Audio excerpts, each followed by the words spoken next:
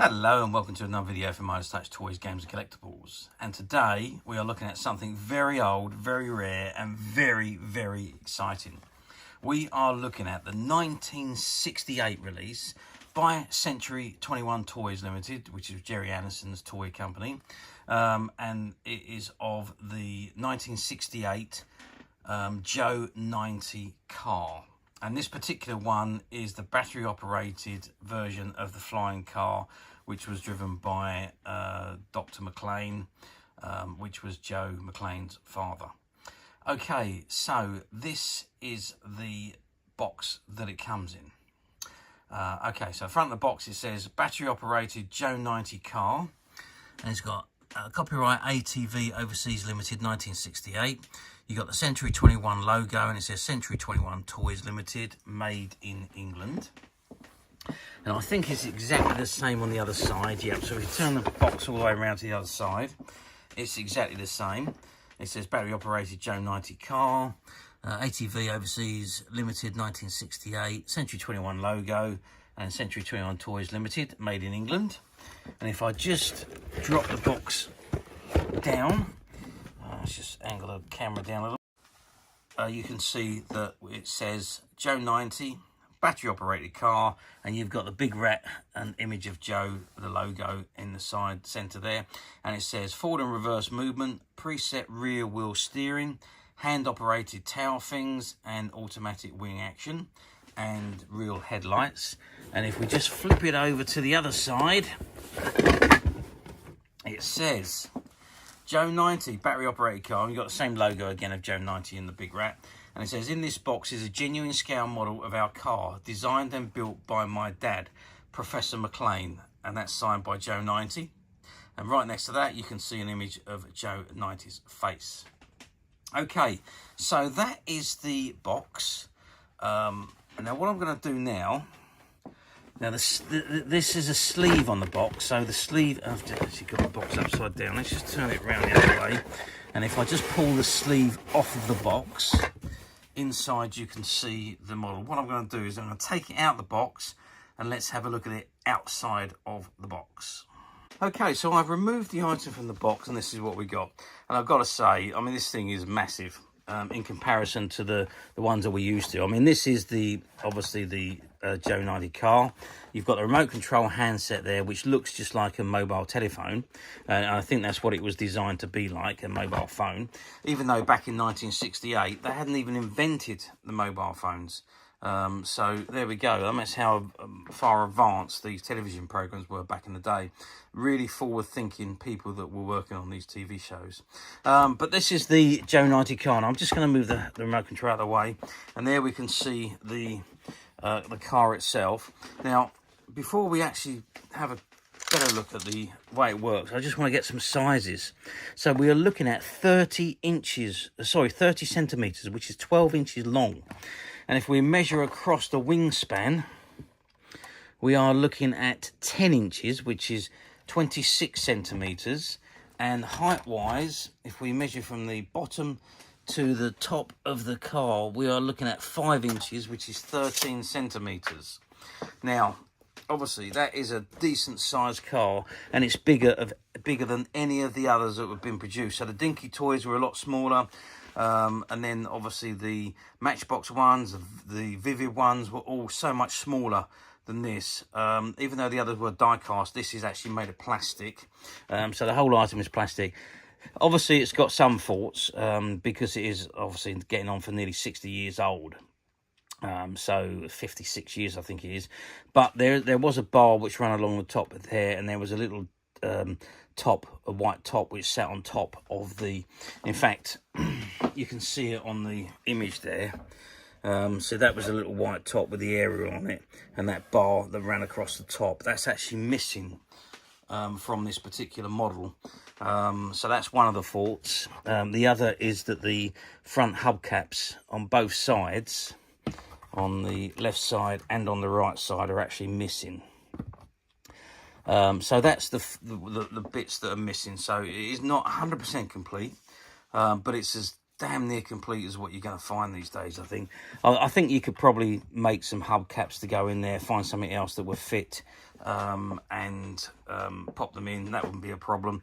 And you'd probably be able to make something up to go across the top there to finish it off if you really wanted to. Personally, I like it just the way it is. Because it is old and original, I wouldn't want to change it. And obviously the back fins, you can move the back fins to any way you want. So you can put them down, you can put them up, you can push them in, so you can have them wherever you want. Obviously you've got the engines there and the jet propelled pack at the back. And if we just turn it over onto the bottom, yeah, you can just see it just says Made in England on the bottom. And it'll say it is all completely plastic. Now, if you look in the front of the screen there, you can see Professor McClain. Mac, he is driving the car as he does in the television serial. And you can see the interior is all white and he's dressed in a red outfit. I presume that's Professor McClain and not Joe 90. It doesn't look like Joe 90, but it does look more like Professor McClain. So I presume that is him, which was Joe 90's dad. Okay, so that's the car. And then, of course, you have the remote control assembly. Now, the remote control assembly is very basic remote control, so that it pops off, and inside it takes a couple of large batteries, which I have in my hand here. And I am going to insert the batteries. I hope I'm getting them the right way round, because I just want to make sure this thing is actually working. So let's put that on. Oh, there we go. Let's oh, there we are. That's forward movement. I'm holding it up at the moment because obviously so you can see the headlights have come on. You can see that. I'm just going to turn the light off actually, and so you can get a better view of the lights. So let's just do that again. There you go. So you can see the headlights have come on. You can see the front wheels are rotating there, and the red button on the remote control, so when I'm pressing now, is the reverse, and they're going forward. Now you can see that the wings closed when we were running it forward, but unfortunately they don't seem to be opening properly. So that is another area that needs to be looked at on this. So it might need a little bit of work, I don't know, whoever buys it, just to get the wings working properly. They certainly close, so the mechanism is working, but why they're not opening, I've got no idea. So when we were testing the item out, they did open once or twice, but most of the time they didn't. So there we go. So we can move backwards, forwards, and you've got a steering mechanism at the back here. Just the back of the car. This actually steers the wheel. You can see the back wheels moving, so that's steered by that there. So if you move it to the right, it turns the car that way. If you move it to the left, it turns the wheels that way. So, and you can straighten them up with hand. You don't have to actually use that, but that's the steering. Wherever you position it is the way that the car is going to drive. So what I'm going to do now is I'm going to move everything out of the way and try and give you a little bit of extra visibility on the way this car drives. Okay, so I've opened the wings out again. I'll put some light on again. So if I just move it forward, you can see the wings beginning to close, and we go backwards again, and the wings are closing again, backwards and forwards. They don't appear to close when you go backwards, but they do close when you go forward.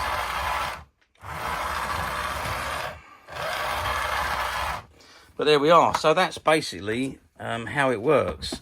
I'd say the great thing about it is the lights. They obviously again I'm going to lift it up so you can just about see the lights. If I turn our lighting off again, because I do think that is a phenomenal part of this. If I just lift it up, there you can see the lights on in forward motion and the lights on again in reverse motion. And you can just see the wings are trying to open there. So and then they're closing. So sometimes they do open, and sometimes they don't. So that does need a little bit of work. Probably need a little bit of just a tiny bit of restoration on it to make them wings open properly as the car is driving along. But for something that is 56 years old, just put the lights back on. For something that's 56 years old, this is absolutely incredible.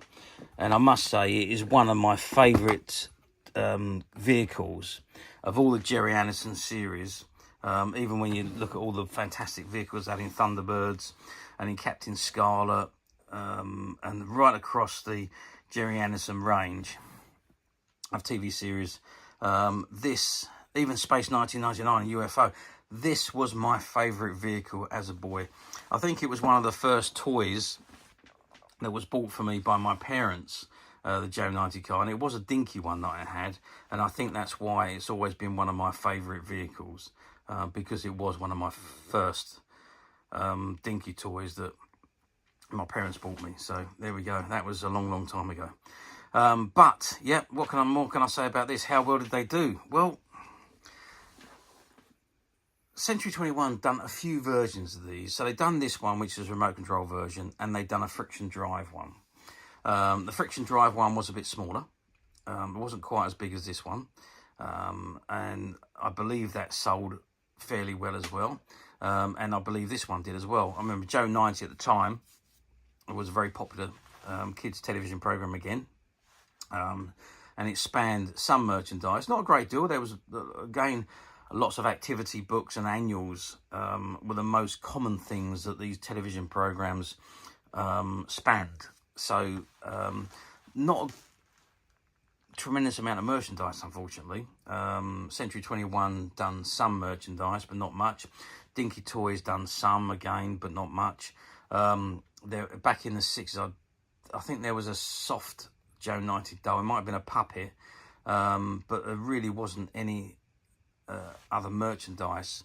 I think these were also quite expensive back in the day, so I don't really think there was a colossal amount of sales on them.